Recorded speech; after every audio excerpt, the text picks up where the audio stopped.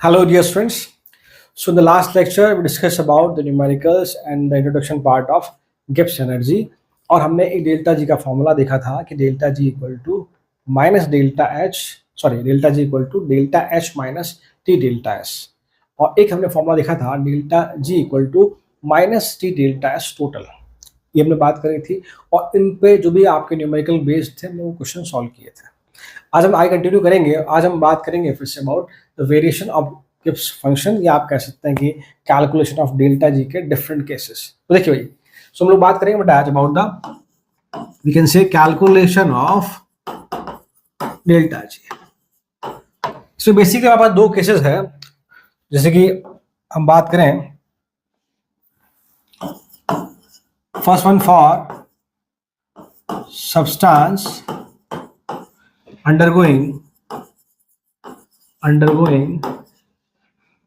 physical,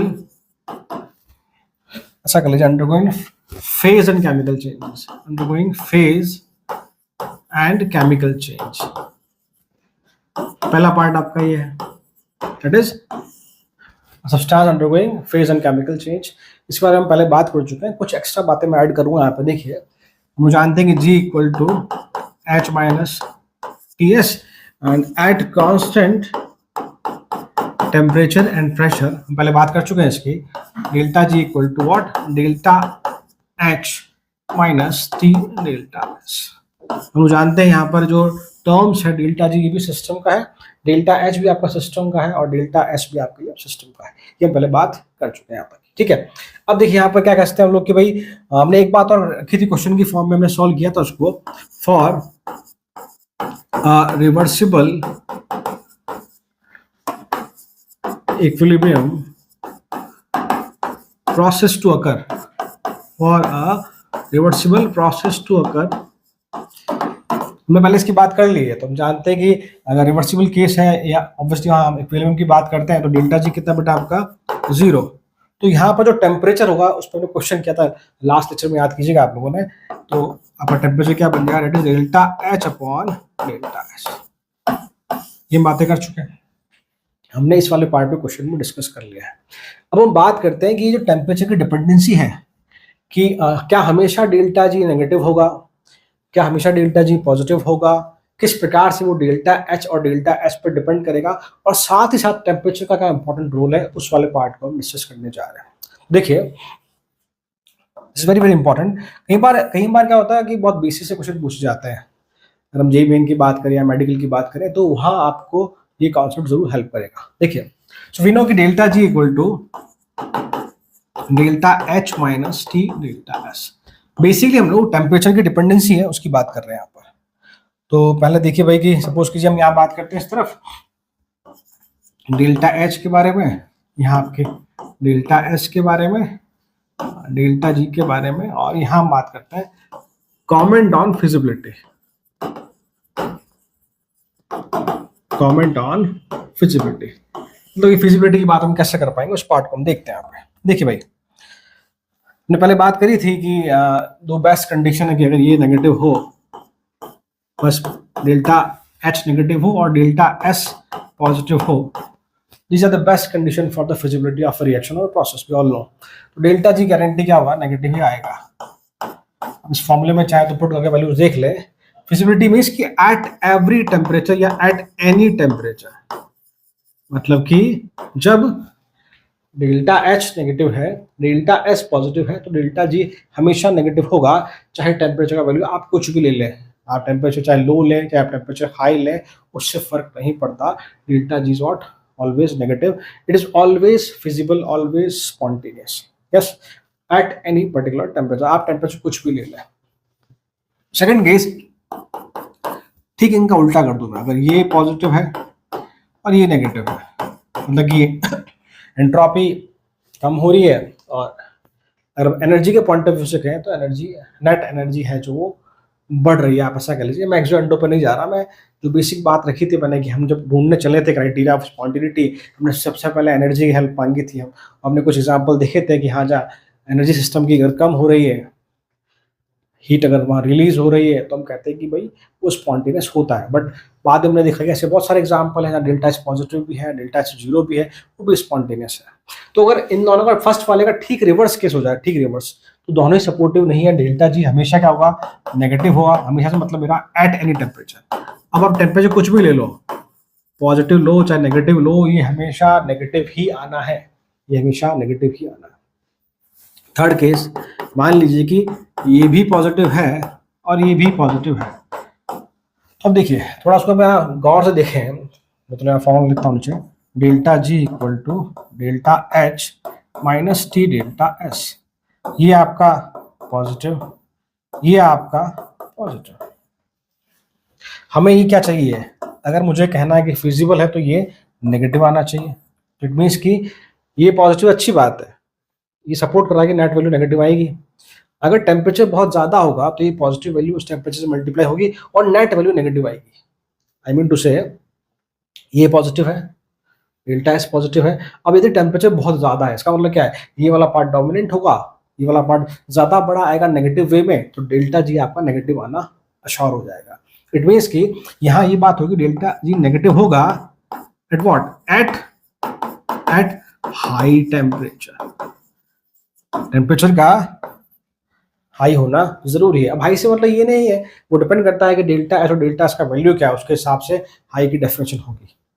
ऐसा नहीं कि मैं कह दूँ कि 500 केल्विन हाई है, पूछता किसी केस में 450 केल्विन भी हाई हो, पूछता किसी केस में 800 केल्विन भी हाई हो। वो डिपेंड करेगा on the values of delta H and delta S या किसी पर्टिकुलर रिएक्शन या प्रोसेस पे। क्लियर? चलो वही अगर मान लीजिए मैं कह दूँ कि अगर टेम्परेचर जो है अगर ये बहुत अगर कम है, सॉरी टेम्परेचर अगर ये बहुत लो है, तो अब देखिए टेम्परेचर लो है तो डेल्टा एच वाला पार्ट डोमिनेंट हो जाएगा, तो ऑब्वियसली नेट वैल्यू मिलेगी, हमें क्या मिलेगी, नेट वैल्यू में पॉजिटिव मिलेगी नेगेटिव की बजाय। तो यहाँ पे हम कह सकते हैं कि डेल्टा जी का वैल्यू पॉजिटिव आएगा at low temperature, at low temperature. अब मैं फिर से कहूंगा कि लो और हाई की जो डेफिनेशन है वो हम लोग यहाँ प्रेडिक्ट नहीं कर सकते, वो डिपेंड करता है डेल्टा एच डेल्टा एस या पर्टिकुलर रिएक्शन या प्रोसेस की वैल्यूज पे। ठीक है भाई। और लास्ट केस थी, इसका उल्टा हो जाएगा आपका, ये भी अगर नेगेटिव है और ये भी अगर नेगेटिव है तो क्या होगा, ये नेगेटिव आएगा कब, एट हाई की जगह एट लो टेम्परेचर। और सिमिलरली ये पॉजिटिव कब आएगा बेटा, एट हाई टेम्परेचर। तो कई बार आप क्वेश्चन देखेंगे प्रीवियस ईयर्स के, तो आपको बहुत क्लियर आइडिया मिलेगा कि क्वेश्चन इस तरह से पूछे गए हैं कि बताओ इस टेम्परेचर के ऊपर क्या होगा, इस टेम्परेचर के नीचे क्या होगा, मतलब फिजिबिलिटी की बात करते हैं वो लोग। और आपको वहाँ पे डेल्टा जी डेल्टा एच की कुछ पर्टिकुलर वैल्यूज गिवन होती है, फिर हमें डायरेक्टली क्वेश्चन को सॉल्व किए बिना देख कर जज करना होता है कि अच्छा टेम्परेचर से ऊपर है तो क्या पॉसिबिलिटी है, इससे नीचे है तो क्या पॉसिबिलिटी है। Getting my point? क्लियर? तो ये हमने लास्ट वाला पार्ट था, लास्ट पार्ट पे जो हमने क्वेश्चंस किए थे वहां से मैंने कुछ डेटा लिया। अब हम बात करते हैं सेकंड पार्ट की। फर्स्ट हमने बात करी बेटा for what, when substance undergo chemical and phase change. अब हम बात करते हैं जब सब्सटेंस में किसी प्रकार का केमिकल या फेज चेंज नहीं हो रहा। तो देखिए भाई सेकंड केस की बात करते हैं हम लोग। तो case number 2, substance undergoing no chemical or phase change, जो किसी प्रकार का कोई भी केमिकल या फेज चेंज नहीं हो रहा, तब हम बात कर रहे हैं। ठीक है भाई, ये सुनो, हम लोग जानते हैं कि भाई G equal to H minus T S. Further क्या लिखता हूँ, G इक्वल टू H की जगह U plus P V minus T S. हम लोग जानते हैं कि एंथैल्पी को आप डिफाइन करते हैं U प्लस पी वी की फॉर्म में, चल सकते हैं हम लोग उसको। फर्दर हम लिख सकते हैं कि D G equal to D U plus, जानते हैं कैसे डिफ्रेंशिएट करते हैं, कई बार हमने कर चुके हैं हम लोग, P D V plus V D P minus T D S minus S T D. ये सब बातें, इस तरह की इक्वेशन हम लोग पहले सॉल्व कर चुके हैं, तो आई होप अब आपको मुझे बार बार बताने की जरूरत नहीं है। So D G equal to, इसको आप क्या लिखते हैं, डी यू को from the first law, D equal to what, Q plus W, so it is Q reversible plus W reversible plus PdV plus VdP minus TdS minus STD। ठीक है, हम लोग यहाँ अभी तक भी हम लोग सिर्फ और सिर्फ जो है पीवी वर्क को ही कंसिडर कर रहे हैं, नॉन पीवी वर्क को कंसिडर नहीं कर रहे हैं हम लोग यहाँ तक भी। हमने पिछला डेरिवेशन किया था लास्ट लेक्चर में, वहाँ भी हमने नॉन पीवी वर्क की बात नहीं करी थी। नेक्स्ट लेक्चर में मैं नॉन पीवी वर्क की बात करूंगा, उसका आपको रीजन मिल जाएगा कि हम यहाँ बात क्यों नहीं कर रहे हैं, वहाँ बात क्यों करते हैं। वो आपको जब हम अगला लेक्चर देखेंगे आपको वहाँ वो चीज़ क्लियर हो जाएगी। ठीक है भाई। So now DG equal to, हम लोग जानते हैं कि DS is what, DS is Q reversible by T। तो यहां से मैं Q reversible equal to TdS लिख सकता हूं बेटा, that is TdS। W reversible फिर से आपका माइनस PdV बन जाएगा, ये आपका प्लस PdV प्लस आपका VdP minus TdS minus SDT। ठीक है भैया, यहाँ तक की वैल्यू। देखो हम लोग चीजें डिराइव जरूर कर रहे हैं, बट आप जो देखेंगे हमें जो पार्ट कंक्लूजन वाला पार्ट है, जो ध्यान रखना है, बहुत छोटा सा इक्वेशन होता है हमेशा, स्पेशली गिब्स वाले पार्ट का। ठीक है, अब देखेंगे बेटा ऐसे कि आपका कैंसिल हो गया, ये TdS आपका कैंसिल हो गया इससे। सो फाइनली आपका बचता है कि DG equal to VdP minus STD। तो ये आपकी इक्वेशन है जो आपको ध्यान रखनी है, this is the final equation.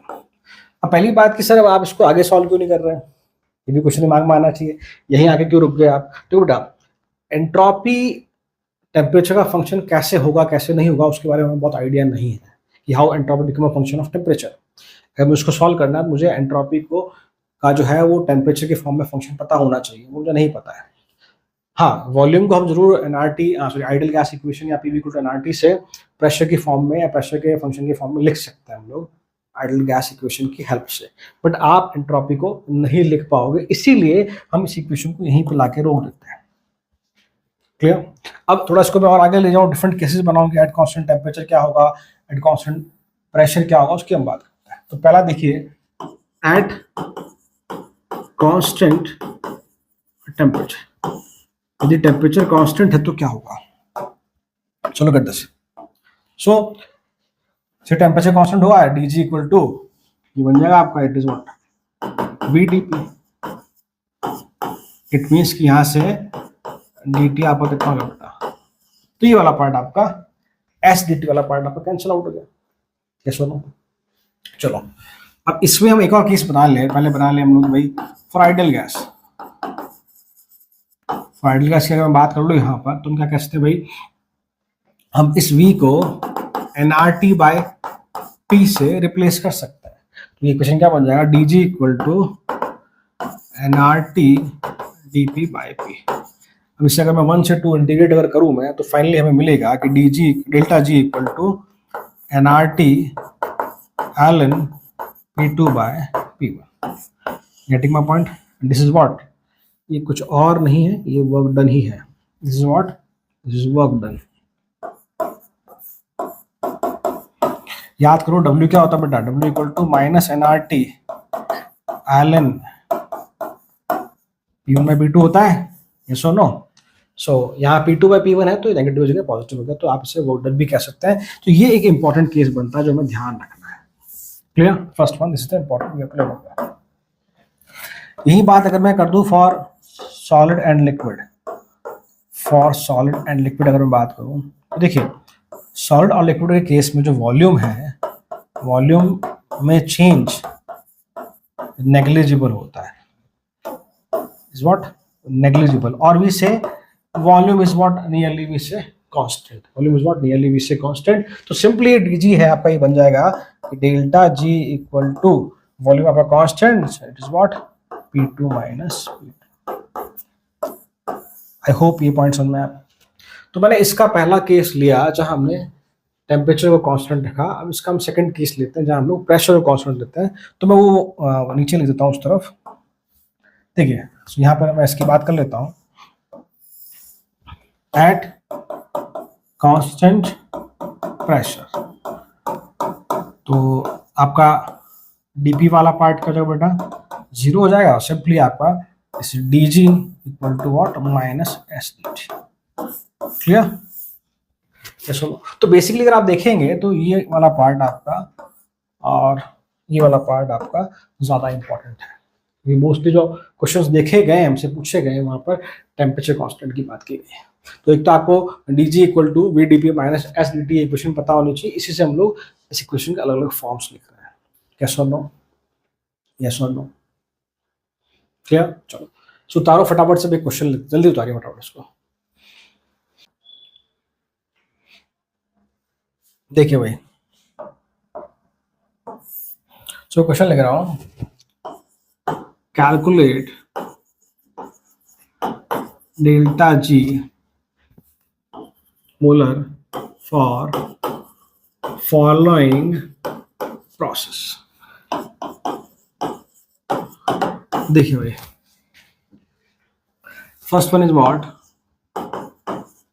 H2O liquid से H2O वेपर, सेकंड भी आपका H2O लिक्विड से H2O वेपर। हम वैल्यूज यहाँ लिख लेते हैं। ये हमारा भाई है 1 atm 100 डिग्री सेल्सियस, और यहाँ भी आपका 1 atm 100 डिग्री सेल्सियस। अगर हम बात करें 1 atm 100 डिग्री सेल्सियस, और इसको हम लोग कर लेते हैं 0.5 atm 100 डिग्री सेल्सियस। सो देखिए बेटा, लिक्विड से वेपर बन रहा है, लिक्विड से वेपर बन रहा है, दोनों केसेस में आपका प्रेशर टेम्परेचर आपको गिवन है। फर्स्ट वाले केस की अगर हम बात करें एक की, तो ऑब्वियसली लिखा है डेल्टा जी इज व्हाट 0, इसको आप डेल्टा जी 1 बोल लीजिए, बी के लिए हम डेल्टा जी 2 बोल लेंगे, because it is the condition of equilibrium. आप देख पा रहे होंगे 1 atm 100 डिग्री सेल्सियस है, तो it is the condition of equilibrium. Second हम लोग बात करें, सेकंड में देखिए आप देख पा रहे होंगे भाई कि टेम्परेचर तो कांस्टेंट ही है, प्रेशर क्या हुआ है, चेंज हुआ है। टेम्परेचर कांस्टेंट है, प्रेशर चेंज हुआ है, तो हम लोग जानते हैं कि delta G is what N R T ln P two by P. Clear? N R T ln P two by P one. ठीक है? So simply delta G two हमसे पर मोल की बात कर रहा है, वो लिखा है डेल्टा जी मोलर, तो एक मोल के लिए पूछा है, तो पहले थोड़ा उसको सॉल्व कर लेते। 2.303 nRT log base 10 P2 by P1. So delta G2 is what 2.303 into 1 into R। हम आंसर लेके चलते हैं जूल में, तो 8.314 इंटू टेम्परेचर आपका कितना है बेटा 100 degree Celsius, that is what 373 kelvin log of P2, it is what 0.5, this is half by 1। ठीक है, ऊपर थोड़ा सा हम लोग, तो डेल्टा G2 इक्वल टू 2.3, मैं थोड़ा अप्रोक्सीमेशन लगा रहा हूँ यहाँ पर, इंटू 8.314 को मैं ले लेता हूँ 25/3, and this is what into 373 into log 2 कर लेते हैं इसको, log 2 is what 0.3, और ये आपका माइनस बाहर आ गया। ठीक है, सो नाउ हम लोग क्या कर सकते हैं कि delta G equal to -2.3 into, ऐसा करते हैं इसको कि 2.3 को 3 से मल्टीप्लाई कर लेते हैं 9, दैट इज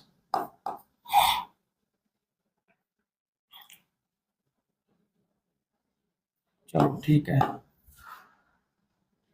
25 इंटू 3 124, मैं अप्रोक्सीमेटली चल रहा हूँ। अब इसको मैं ऐसे मान लूँ 7 मान लूँ, 25 इंटू 7 175, 175 25 175 25 124 4 12 2 0 डबल 1 4 लगभग मेरे हिसाब से ये आना चाहिए बेटा 2140 2140 अप्रोक्सीमेटली यहाँ से नेगेटिव में ऑब्वियसली लगभग ये आना चाहिए। आगे आप सॉल्व करना इसका आंसर वैल्यू क्या आता है। ऑब्वियसली वैल्यू किस पे आएगी हमारे जूल पर बोल आएगी। ठीक है भाई।